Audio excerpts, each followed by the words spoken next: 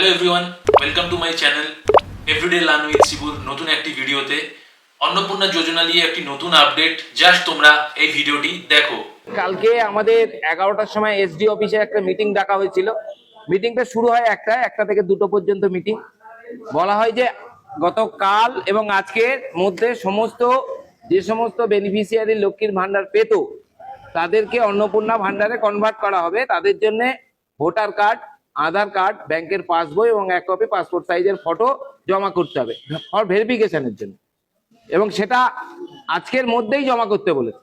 কিন্তু তো ভিডিওটিতে এটাই বলা হয়েছে যে বারুইপুরের কোনো একটা বিধানসভাতে কোনো একটা বুথে যারা লক্ষ্মীর ভান্ডার যোজনা থেকে অন্নপূর্ণা যোজনাতে ট্রান্সফার হতে যাচ্ছে তারা কেবলমাত্র নিজেদের ভোটার কার্ড, আধার কার্ড এবং ব্যাংকের পাসবই এবং 2 copy photo, passport size photo বিএলআরওকে জমা দিয়ে তারা লক্ষ্মীর ভান্ডার থেকে অন্নপূর্ণা ভান্ডারে ট্রান্সফার হচ্ছে। এর জন্য কোনো রকম ফর্ম ফিল আপ তারা করছে না।